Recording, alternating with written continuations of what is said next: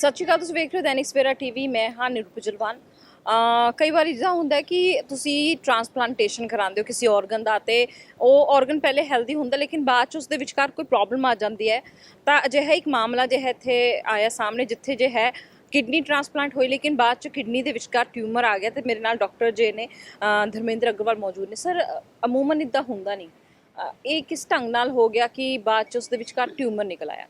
तो मैडम देखो, जो किडनी ट्रांसप्लांट होता है ना, तो किडनी ट्रांसप्लांट के बाद या कोई भी ट्रांसप्लांट होता है उसके बाद हमारे जो पेशेंट्स होते हैं उनको हम इम्यूनोसप्रेसेंट्स पे रखते हैं। कुछ ऐसी मेडिसिन होती हैं जिसको उनको रेगुलरली लेना पड़ता है, और वो मेडिसिन जो है वो ये काम करती है कि वो जो भी बॉडी की इम्यूनिटी है उसको सप्रेस करके रखती हैं, ताकि जो ट्रांसप्लांट ऑर्गन है वो रिजेक्ट ना हो, ट्रांसप्लांट ऑर्गन जो है वो डैमेज ना हो।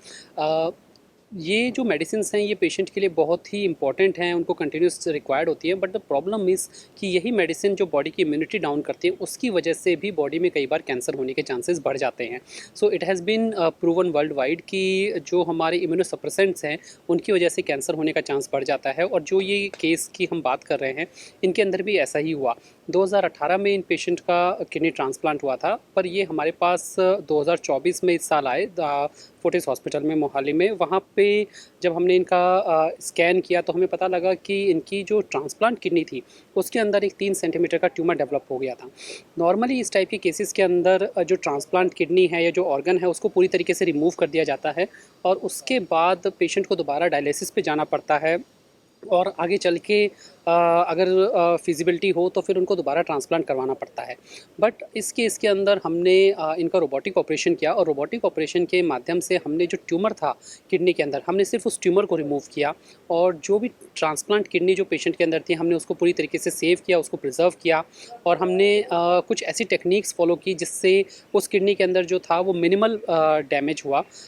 ऑपरेशन के बाद पेशेंट को किसी भी डायलिसिस की ज़रूरत नहीं पड़ी, दोबारा ट्रांसप्लांट या ऐसी कोई भी डाउट या कोई भी प्रॉब्लम का कोई भी प्रॉब्लम उनको नहीं हुई। और उनका जो क्रेटिनिन जो किडनी का फंक्शन है वो भी जो ऑपरेशन से पहले था उसी लेवल पे ऑपरेशन के बाद भी रहा। ना ही उनको कोई ब्लड चढ़ाने की ज़रूरत पड़ी, और ऑपरेशन से 3 दिन बाद उनको हॉस्पिटल से डिस्चार्ज भी कर दिया गया। ਇੱਕ ਅਮੂਮਨ ਇਹ ਵੀ ਹੈ, ਹੁਣ ਕੈਂਸਰ ਵੀ ਬੜੇ ਤਰੀਕੇ ਦੇ ਆ ਗਏ। ਨਿਊਰੋਲੋਜੀਕਲ ਕੈਂਸਰ ਬਾਰੇ ਅਸੀਂ ਥੋੜਾ ਜਾਣੂ ਹੋਣਾ ਚਾਹਾਂਗੇ ਕਿ ਜੋ ਦਰਸ਼ਕ ਦੇਖ ਰਹੇ ਉਹਨਾਂ ਨੂੰ ਪਤਾ ਲੱਗੇ ਕਿ ਨਿਊਰੋਲੋਜੀਕਲ ਕੈਂਸਰ ਜੇ ਹੈ ਇਹ ਕਿਹੜਾ ਹੈ ਤੇ ਕਿਸ ਢੰਗ ਨਾਲ ਹੁੰਦਾ ਹੈ।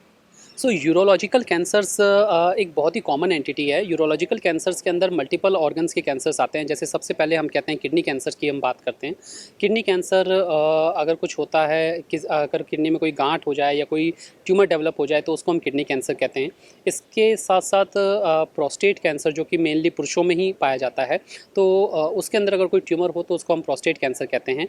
यूरिनरी ब्लैडर कैंसर जिसे हम पेशाब की थैली का कैंसर कहते हैं वो भी यूरोलॉजिकल कैंसर्स के अंदर ही आता है।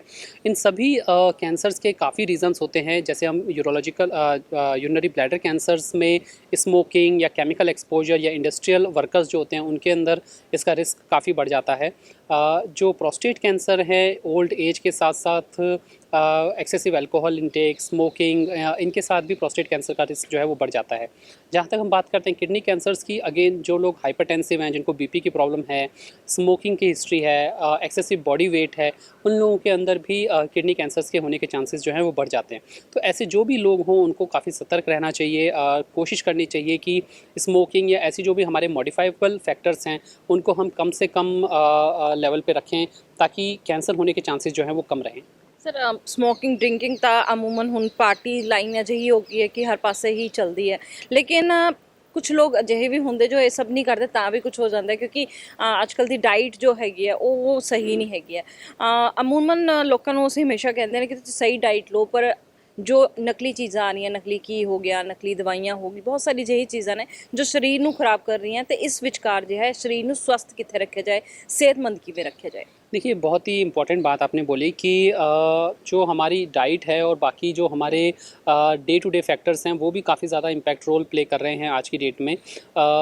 सबसे इम्पॉर्टेंट चीज़ ये है कि हम कोशिश करें जितना ज़्यादा हो सके अपने आप को नेचुरल हैबिटेट के साथ जोड़ें। अपने अपने जो हमारे घर में खाना बन रहा है जो हम उसको यूज़ करें। एक्सेसिव केमिकल्स वाले जो फूड है वो ना यूज़ करें। प्रिजर्वेटिव्स और काफ़ी रंग वाले खाने काफ़ी रेस्टोरेंट्स में या काफ़ी आउटडोर लोकेशंस पे यूज़ होते हैं, उनको अवॉइड करने की कोशिश करें।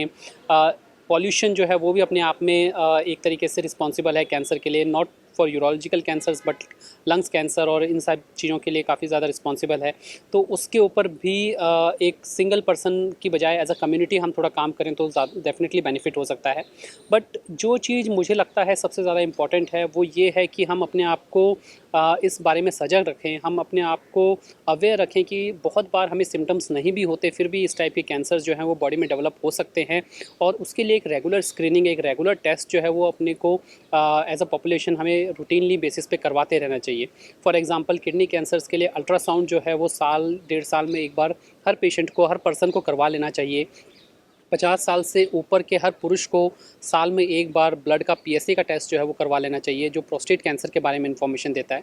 और ये सारी गाइडलाइंस आज की डेट में वेस्टर्न वर्ल्ड जो है वो बहुत अच्छे से फॉलो कर रहे हैं, बट हम अपनी पॉपुलेशन में इस चीज़ को बहुत अच्छे से फॉलो नहीं कर पाते। हम यूजुअली डॉक्टर्स के पास, या इवन मैं खुद भी अगर बोलूँ तो मैं तभी कोई टेस्ट करवाऊँगा जब मेरे को कोई सिम्टम या कोई प्रॉब्लम आएगी। बट कैंसर एक ऐसी चीज़ है जिसके अंदर अक्सर हमें सिम्टम्स जो हैं वो बहुत लेट स्टेजेस पे देखने को मिलते हैं। ਬਹੁਤ ਵਧੀਆ ਗੱਲ ਕਹੀ ਹੈ ਸਰ ਨੇ, ਤੇ ਸਭ ਤੋਂ ਵੱਡੀ ਗੱਲ ਹੈ ਕਿ ਕੈਂਸਰ ਜੋ ਹੈ ਰੇਟ ਕਾਫੀ ਵਧ ਰਿਹਾ ਹੈ ਤੇ ਸਕਰੀਨਿੰਗ ਕਰਾਉਣਾ ਬਹੁਤ ਜ਼ਰੂਰੀ ਹੈ। ਸਾਡੇ ਕੋਲ ਅਸੀਂ ਹਮੇਸ਼ਾ ਕਹਿੰਦੇ ਕਿ ਇਹ ਹੋ ਗਿਆ, ਉਹ ਹੋ ਗਿਆ, ਇੱਦਾਂ ਟਾਈਮ ਨਹੀਂ ਲੱਗਿਆ, ਉੱਦਾਂ ਟਾਈਮ ਨਹੀਂ ਲੱਗਿਆ, ਲੇਕਿਨ ਅਗਰ ਅਸੀਂ ਆਪਣੀ ਸਿਹਤ ਦੇ ਲਈ ਥੋੜਾ ਵੀ ਸੋਚ ਨਹੀਂ ਰਹੇ ਨੇ ਤਾਂ ਫਿਰ ਸ਼ਾਇਦ ਅਸੀਂ ਆਪਣੇ ਸਰੀਰ ਨੂੰ, ਆਪਣੀ ਸਿਹਤ ਨੂੰ ਪਿਆਰ ਨਹੀਂ ਕਰਦੇ ਨੇ। कैमरामैन गणेश के नाल नीरू बिजलवान, दैनिक सवेरा टीवी। देश दुनिया की हर खबर सबसे पहले देखने के लिए फॉलो करें Dainik Savera TV, YouTube, Facebook, Instagram, X और व्हाट्सएप चैनल पर।